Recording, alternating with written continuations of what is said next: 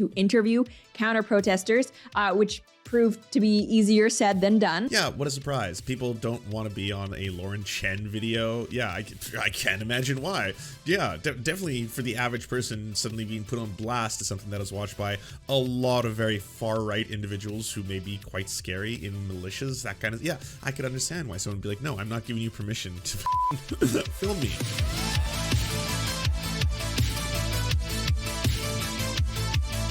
So Matt Walsh, Tulsi Gabbard, they held a hate rally, hate, because they deeply are bigoted towards trans people, and they're definitely making it their target. It was basically, you know, all those kind of like fashy talking points about child mutilation and that they are coming after your kids and we have to stop them and all that kind of stuff. So Tulsi Gabbard only spoke for about 3 minutes and 30 seconds. She whatever they paid her, she got that bag. She was just like, she got in, she was just like, how about sports and prisons? Anyways, see ya. But there was a lot of people there who were protesting, quite a few. And so apparently Lauren Chen is on the scene. Here, let's talk about the rally to end child mutilation. A lot of you have probably already seen Matt Walsh's documentary, What is a Woman? In that documentary, Matt Walsh interviews some not only activists, but actual pediatricians who all believe that, yes, children can and should transition if they feel like they are in the wrong body. That was pretty eye-opening and concerning, especially since at least one of the therapists who was all on board the gender affirmation craze, she was actually based in Tennessee. So this stuff isn't just happening in California like a lot of us would like to believe. And to that point, actually, just several weeks ago, by this point, I would say Matt Walsh and his team did uncover that Vanderbilt University's hospital, which is in Nashville, Tennessee, they were actually performing surgeries on minors who were claiming to be trans, things like double mastectomies and hormones. And once that was exposed, thank goodness there was a lot of negative attention on that hospital to the point where they actually stopped performing these procedures under pressure from the public, but also politicians. And so following well, what did happen is Matt Walsh successfully, I'd say, is least as partly responsible for people calling in numerous bomb threats to different hospitals like Boston Children's Hospital. In terms of the surgery itself, the video that Matt Walsh ended up showing that he was really big on was a video talking about, yes, a variety of medical procedures. The hysterectomies were, and still are, performed on older patients over the age of 18. It's not the thing that is happening. It's the thing that you're all trying to make into a huge issue. But yeah, to people who don't know who Lauren Chen is, yeah, she's basically one of those far right commentators who's hid beneath the radar for a long time. Those revelations, yet another right-wing American pundit who's actually Canadian. Some politicians in Tennessee, and I can't believe I'm about to praise politicians on this channel, but some of them are actually now working to legally ban medical transition procedures for minors, which obviously, if you've been following my coverage of this whole issue, you will know I think is a very good thing. And so building on that momentum, trying to show public support for this issue, Matt Walsh also just today, I just got back from it, hosted the rally to end child mutilation, really not pulling any punches with that name. So I attended and there were Why didn't you speak, Lauren? Seems like it's your thing. A bunch of different speakers there. No shade to the speakers, though. I was more interested in the counter protesters because even before I actually arrived at the event, I knew there would be some there. The whole issue of trans kids is one of the most controversial ones today. And I was indeed correct. There were full-on Antifa. I mean, it's controversial to weird ass cis bigots. That's about the only group I would say. That's it. And, you know, everyone else is pretty much on board and also doesn't really think that we should be putting ourselves in the middle of other people's healthcare when it doesn't concern us. You know, it's weird to say the least. I mean, I don't have myocarditis, but it would be weird if I campaigned all the time against treatment for it. That would be bizarre. It would be a strange thing, you know. Just malaria. I don't have malaria. I don't. It would be weird if I canvassed and actively tried to tell people never to take any medication to prevent catching malaria or to treat malaria once you have it. And that was my thing. And I was like, no, well, I've never had it. I don't know what it's about, really. It's mosquitoes or something. Yeah, the blood, you get really sick and shit a lot. I don't know. Either way, I've never have it, never will. It's not really prevalent in the area I go to and live at, and I'm not going to travel to places that have it. So yeah, it doesn't really affect me directly.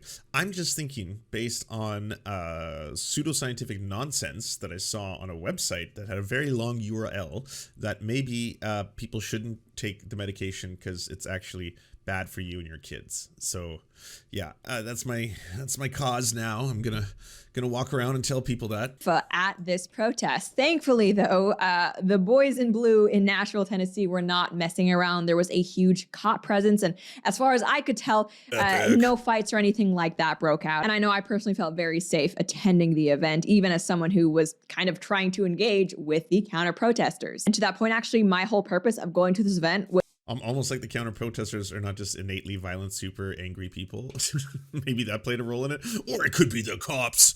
So many cops. to interview counter protesters, which proved to be easier said than done. Obviously, no one owes me any of their time, and I understand that if you're not used to that, and I think that yeah, what a surprise. People don't want to be on a Lauren Chen video. Yeah, I can't imagine why. Yeah, definitely for the average person, suddenly being put on blast is something that is watched by a lot of very far-right individuals who may be quite scary in militias, that kind of, yeah, I could understand why someone would be like, no, I'm not giving you permission to fucking film me. life is a spectrum, and we need to honor the individual's experience and how they go through that by not making these laws that are very this or that. So I guess, is there, in California, we've seen they have like a sanctuary law. In your ideal world, what would you want to see for Tennessee? Like, is there a counter proposal you would want? I mean, in an ideal world, parents would be understanding of their children and supportive of the decisions that they are making and how they want to express themselves. But yeah, a sanctuary law would be great, especially when it gets to a point where the child is feeling really extreme. So Matt Walsh is the person who kind of organized this. Are you familiar with his work? Not really. I don't really pay attention to that stuff, but I did read up on him a little bit in preparation to come here. Okay, and is there anything else you wanted to say? Just that I think he picks points that are anomalies, and he's using individual negative experiences to uphold this idea that everyone else will have a negative experience, and that's just not the reality of the world. So this speaker, I think she's coming from the place of having been through a transition. She has a negative experience. Obviously, no experience is universal. Do you think there could be something to remedy those negative experiences without a total ban? Like, do you think we could be doing more either way to... Again, when the overwhelming majority, most studies showing less than 5% of people regret transitioning, and those who do regret transitioning state the number one reason is typically that it's social stigma. That's the reason. So the vast majority, over 95% of people, do not regret detransitioning, including youth who transition. Study after study seems to show this. It is weird to focus on that less than 5% and to find the extreme cases as well, where people are like, yes, I think it was a violent mutilation of me, or I think I was in many ways taken for a ride or something like that. Because again, if I, for some weird reason, was on a crusade against trying to prevent or treat malaria, and I found a guy who actually took a little bit of preventative medicine for malaria, and he had a bad time, and he's just like, oh, I saw things I shouldn't have seen, I was shaking, it was terrible, oh, we'll never take it. I was like, well, we got to hold the rally now. We got to hold the rally to prevent people from treating or preventing malaria. That's what we're about. So here we go. This is my cause. Like, that would be weird, right? Wouldn't you be like, why are you promoting this one random example when there's millions and millions of examples of people who would not be alive today had it not been for either the preventative medicine or the treatment? Isn't that weird? Yeah, I mean, I think it would be on them to say where they think the system failed them. I don't have experience with that personally, so I can't really say. But I think just listening and taking time with people to see their point of view could probably help. Okay, thank you. So what brings you out here today? So I'm assuming that was kind of like Lauren Chen's way of showing, hey, this person doesn't actually know what they're talking about, because look, they didn't even really know who Matt Walsh was totally. They clearly state that this isn't something that directly affects them, but they hope people make a right decision, that kind of stuff. So I'm here out to protect the bodily integrity of all children, and so Matt Walsh is a hypocrite because he's saying that he wants to end child mutilation, but yet he has publicly came out on social media supporting doing infant genital cutting. So I guess you're referring to male circumcision, is that right? Yes. So what would you say to people who claim that it's different because, oh, it's a religious practice? Religion ends where a non-consenting minor's body begins. I guess when it comes to policies, Good line. would you support a ban on trans affirmation gender care if it also included no circumcision? No, I don't believe in any type of, I'm a voluntarist. I don't believe in government or laws of any kind. The only law that we need is... Okay, there we go. I was wondering why it just cut. I was like, well, that was a strong edit. What's going on? Oh, there it is. Okay. interact voluntarily and self-defend yourself. Like, defend yourself and your family and your property. We don't need all these crazy laws. Leave people and their choices on their own bodies alone. Okay, so you're more here to just critique the practice, but you don't want it banned by the government, if I understand that? Practice. Male circumcision, for example. The government, whether they do it or not, it's still wrong. Like, whether they ban it or not, it's still wrong. I'm here more to educate the masses so that they can make the educated, informed choice, whether the government does the right thing or not. Okay, thank you. Yeah, thank you. So what brings you out today? I'm a trans woman, and I believe that what they're saying up there is a crock of shit. So I guess, are you referring specifically to the minor issue? I believe that trans kids, trans people in general should be able to choose how they live their life. And when I say trans kids, I believe parents should encourage kids to identify how they believe. But when they are saying about the child mutilation and surgeries and everything, I'm talking specifically about teenagers. And I believe that they should be able to choose how they live their life. So are you talking to teenagers specifically with? Because with hormones and surgeries, there are processes that you actually have to go through before you can get on them. I'm not sure if you saw, but earlier there was a woman who identifies as a detransitioner. Do you have any comments about what she was up there saying? There are people who do detransition, and they do it for a number of reasons. Some do it for religion, some do it because they don't feel like it's right for them. Others do it for medical reasons. Yeah, she's been good. There are numbers of reasons, and each one is valid. And her choice is her prerogative. And no one should deny her that fact. So if her living a trans lifestyle is not for her, then that's her prerogative. But I don't think she should be forcing that ideology on everybody else. Okay, thanks. And this, I guess, rally was organized by Matt Walsh. Are you familiar with him? No, I'm not, but my mother is, but I've not heard real good things about him. So what brings you here today? Yeah, I guess it makes sense. Matt Walsh skews a little bit older. I mean, we do hate watches of Matt Walsh, but I can't imagine why anyone would be of the younger generation interested in what he has to say. We have a lot of misinformation going on about That's gotta be hard, eh? Especially if you're like primarily on the internet. So it's like you're even if your demographics skew really old, it's like, okay, well, can you tell me how to get to the Matt Walsh show? And it's like, oh no, Grandma, come on, don't watch that guy. He's terrible. I need to watch him. I'm in the Alta Vista and I'm typing in youtube.com. And that should get me there, right? It's like, all right, I'll help you. But you really shouldn't, Grandma. He's trans not healthcare in general.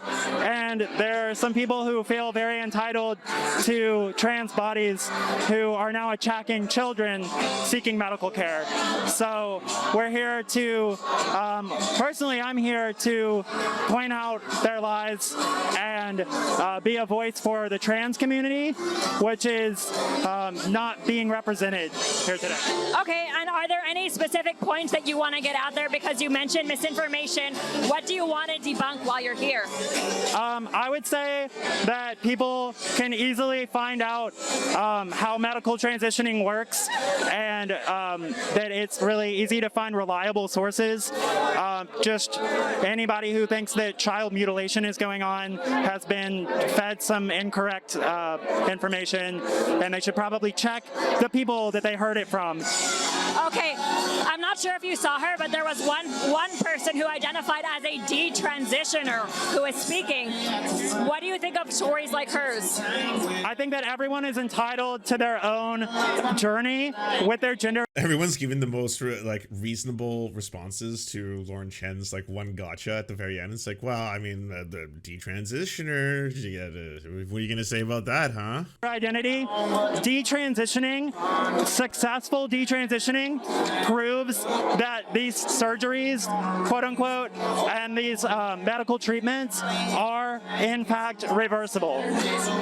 Thank you. And so here I want to say a big thank you to everyone who took the time to speak to me, because obviously you didn't have to. And my intention in showing these interviews isn't to shame anyone or make them stupid. I'm not as bad here. Weird, because there is that one interview that you did in the middle where you did a jump cut to the very end where she's talking about how she's a voluntarian, which, I mean, objectively, most people I think are going to hear and or watch that and be like, wait, what? Which you could have left out, and or you could have just not edited that jump cut to that as kind of a punchline. That probably would have been a little less revealing. That I did see Bryson Gray there, and like me, it seemed like he was having trouble getting counter-protesters to talk to him. Bryson, how are you? I'm amazing. This is amazing. We need more events in the area. Have you been talking to some of the counter-protesters? Have you gotten any reception? We've been trying, but I mean, they seem a little shy. Yeah, I think I'm a little too blunt for them. I've attempted, but I think I'm a little too blunt, so it doesn't, even though I talk so calm and nice to them, it doesn't really matter. Okay, so what do you think of the rally, the message? I love it. Now, obviously, I'm not a Tulsi Gabbard fan, so know that. But Matt Walsh is based. I don't know who else spoke, but we. Boo. Matt Walsh is most certainly not based. Of that we know. It's scientifically proven. Do you enjoy the Serfs but prefer not to have to use your eyeballs? Many are saying this. Well, we've got the solution for you. It's the Serf Times in podcast form. Available on most major podcasting networks now. If you enjoy it, please consider leaving a good review and feedback because it really helps the show out, apparently, and it's free, just like the podcast. To our gods, Xander Corvus and Peyton L. Juste, we shall spend many a generations building mighty cathedrals in your honor. To our monarch, Tom Spiker, we are but your oafish jesters, here to offer you a laugh at any opportunity. To our brave knights of the Round Table, Rachel K., Izzy Solidarity, Victoria Bell, Sebastian Demmel, Mark Harmon, Benji Arney, Scary Earth Human, Tony, DM Rivera, Resident Scarecrow, Sir Nickus, Cheryl Alvarez, Ruby Kelly, Brandon, Words Greenwood, Everything Important, Hegbert Celine, Matthew Scarborough, Stellar Vision, Ariane McCarthy, Doug Cady, Daniel Sutton, Jenna Tal, Dark Puppy, Quiet One 85, Anna Loves Riley, Omni, Riley and Anna, Poodlehawk, Multimondi, Trevbot EXE, Brian Ephraim, Anthropophojak, Catherine, Ramon Acosta, Nkosin, Ralph Parler, Violent Orchard, Political Puppy, La Media Panza, Todd Buckingham,